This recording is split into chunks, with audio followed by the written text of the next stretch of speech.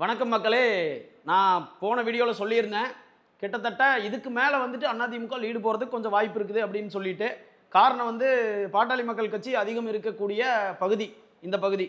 அதனோட வாக்கு சதவீதம் வந்து போன தடவை பிஜேபி கூட்டணிக்கே வந்து கொஞ்சம் ஸ்ட்ராங்காக விழுந்தது அப்படிங்கிற மாதிரி சொல்லியிருந்தோம். அதுக்கு தகுந்த மாதிரி தான் இந்த ரிசல்ட்ஸும் வந்து ரிஃப்ளெக்ட் ஆகுது. 11வது சுற்று முடிவில் வந்து பார்த்துட்டிங்கன்னா கிட்டத்தட்ட அண்ணா திராவிட முன்னேற்ற கழகம் 32,695, ரெண்டாவது இடத்துல டிஎம்கேவை கீழே தள்ளிட்டு டிவிக்கே முன்னாடி வராங்க, 31,092 வாக்குகள்.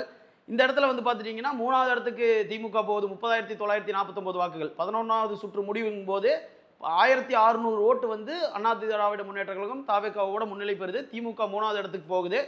இது வந்து திமுக மூணாவது இடத்துக்கு போகும் அப்படிங்கிறது வந்து இந்த இடத்துல நம்ம வந்து எதிர்பார்த்த ஒரு சூழல் தான். நம்ம இது வரைக்கும் சொல்லியிருந்தது எல்லாத்துலேயுமே அப்படி தான் வந்தோம். ஏன்னா போன டைம் பார்த்த கிட்டத்தட்ட 2-3 அனாலிசிஸ் பார்க்கும்போது அப்படி தான் தெரிஞ்சுது. அடுத்தது வந்து பார்த்துட்டிங்கன்னா உங்களுக்கு இன்னொரு சுவாரஸ்யமான தகவல். இது வந்து என்னன்னு பார்த்துட்டிங்கன்னா, இப்போது எது வரைக்கும் முடிஞ்சிருக்குது இந்த பூத்து அப்படின்னு சொல்லி பார்த்துட்டோம்னா, லிஸ்ட்டில் வந்து பார்த்துட்டிங்கன்னா 111 சுற்று 154, அதாவது வந்து இப்போது வெள்ளாளபாளையம் இந்த மாதிரி ஏரியாவில் 12வது சுற்று முடிவுகள் ரிசல்ட்டும் வந்திருக்குது. இதில் வந்து பார்த்துட்டிங்கன்னா எப்படின்னா, இப்போது அதிமுக 2,200 ஓட்டு முன்னிலை பெறுறாங்க. அதாவது அதிமுக 2,200 வாக்குகள் வந்து முன்னிலை பெறுறாங்க. அதிமுக 36,543. இந்த 12வது சுற்றுலையும் வந்து தாவேகா தான் 2ஆம் இடத்துல இருக்குது, 34,332.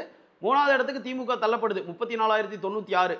திமுக வந்துட்டு அதாவது 2,400 வாக்குகள் வந்து கம்மியாக இருக்குது. தாவேகா 2,200 வாக்குகள் கம்மியாக இருக்குது. அதிமுக இந்த 2 பக்கமும் வந்து முன்னிலை பெறும் அப்படிங்கிற மாதிரி நம்ம ஃபஸ்ட்டே யோசிச்சிருந்தோம். அதனால் வந்துட்டு அதுக்கான வாய்ப்புகள் இருக்குது. இன்னும் இந்த கூகலூர் பஞ்சாயத்து போகும்போது மட்டும் கொஞ்சம் எப்படிங்கிறத நம்மளால் சொல்ல முடியாது. அதிமுக முன்னிலை பெறலாம், இல்லை தாவேகா முன்னிலை போகிறதுக்கான வாய்ப்புகள் கூட இருக்கும்.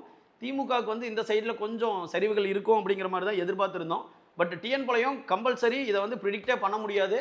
ஏன்னா ஈக்குவல் பலம், 2 பேருமே டிஎன் பாளையம் ஒன்றிய செயலாளர்கள் அப்படிங்கிறதுனால ஈக்குவல் பலம் இருக்கும். தாவேகா அங்கே எப்படி வந்து ஓட்டை வந்து கணிசமாக வாங்கியிருக்குது அப்படிங்கிற பொறுத்து தான் முடிவு இருக்கும்.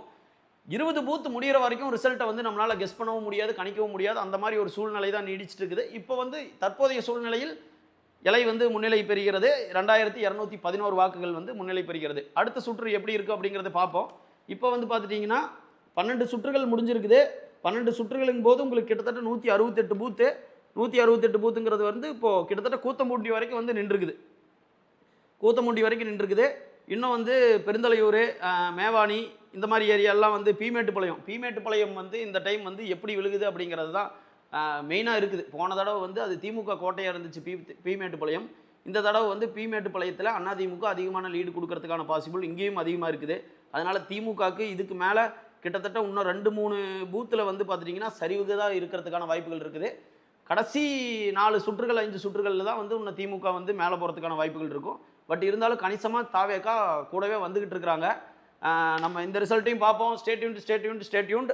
அடுத்த 2 சுற்று முடிவுகளில் எப்படி முடிவு வருதுன்னு பார்ப்போம். Stay tuned.